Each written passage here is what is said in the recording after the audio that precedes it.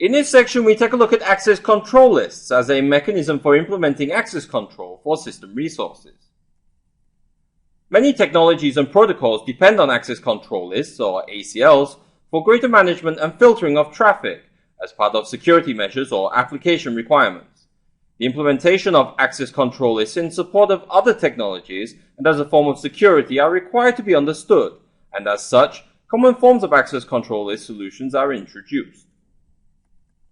Upon completion of this section, it is generally expected that trainees will be able to describe the applications for access control lists in the enterprise network, explain the decision-making behavior of access control lists, as well as successfully implement basic and advanced access control lists.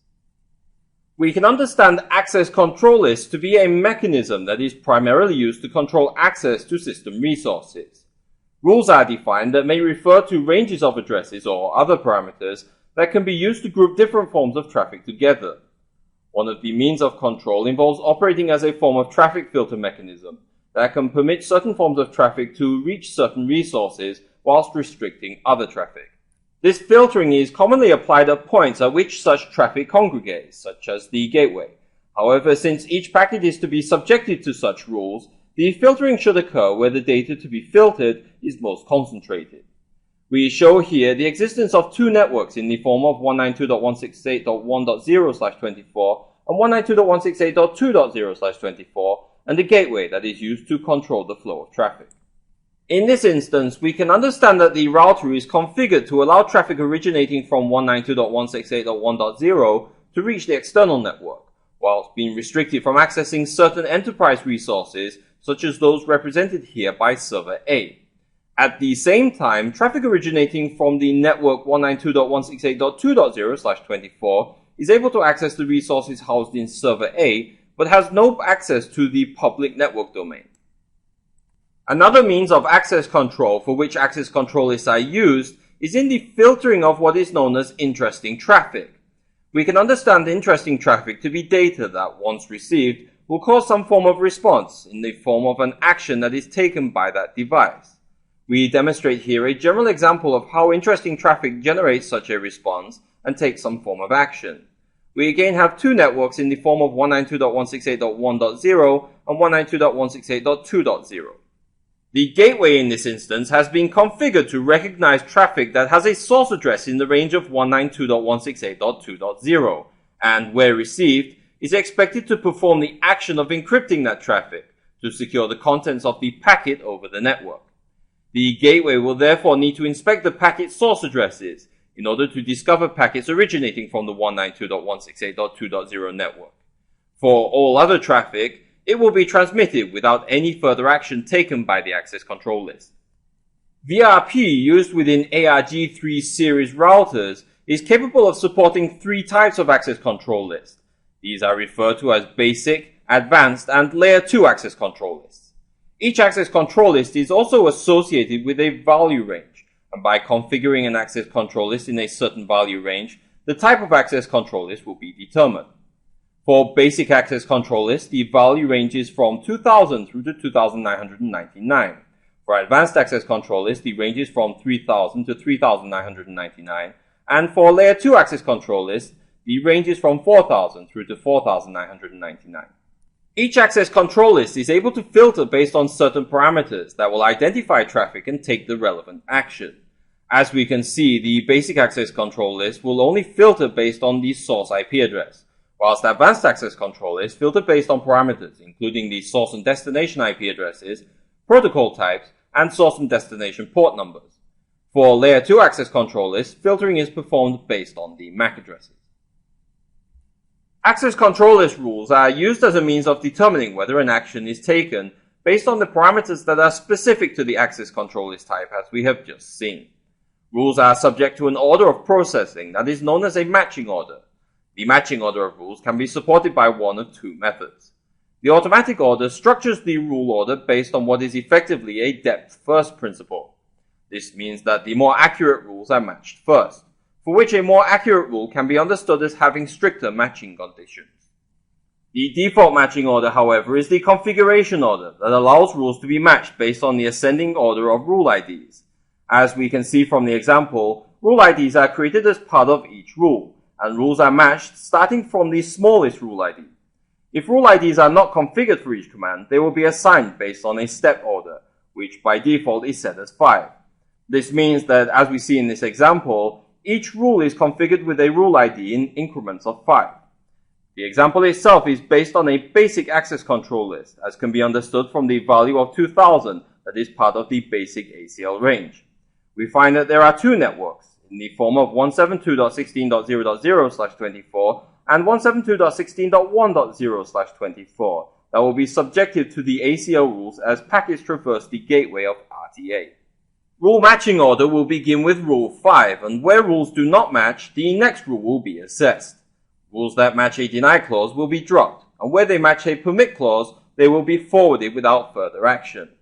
We find, however, that the first two rules match only 192.168.1.0 and 192.168.2.0 networks. This is followed by a wildcard mask that determines that, as with OSPF network advertisements, the first 3 octets must be fixed, and the remaining 8 bits in the last octet can be of any value. Rule 15 involves a deny statement that denies hosts in the 172.16.0.0 network, where the first 3 octets are fixed as 172.16.0. This means that traffic from the range 172.16.0.0/24 will be denied, but packets from the 172.16.1.0/24 network will not be matched. Rules without a match will not be subjected to the access control list, and in the case of packets from 172.16.1.0 hosts, these will be forwarded. In the interest of good design practice, however, it is generally recommended that a catch-all rule be included, which we see here in the form of Rule 20, that permits all other packets regardless of their source address. One final thing to note is in the order of the statements, particularly in that deny statements are generally implemented before permit statements, to ensure that any packets that are denied are not firstly matched to a rule that permits the same packets to be forwarded. We now take a look at some examples of how the various access control list types may be implemented, beginning with the basic access control list that, as we have shown, performs rule matching based on the source IP address of packets. We are currently dealing with two hosts in the form of host A and host B that exist in the respective networks of 192.168.1.0/24 and 192.168.2.0/24. We are expected to restrict any traffic originating from the 192.168.1.0/24 network, which includes host A, from being forwarded via the interface Gigabit Ethernet 0/0/0, whilst allowing traffic from the 192.168.2.0/24 network to flow freely. The configuration requires that the access control list be created based on a number in the relevant range. Here we are using the first number in the basic access control list range of 2000. Next we configure the rule statements that are to be used to assess the traffic. We begin by configuring the deny clause, which here is set to restrict traffic originating from the 192.168.1 network, which is then followed by a permit statement to allow traffic originating from hosts in the 192.168.2 network to be forwarded.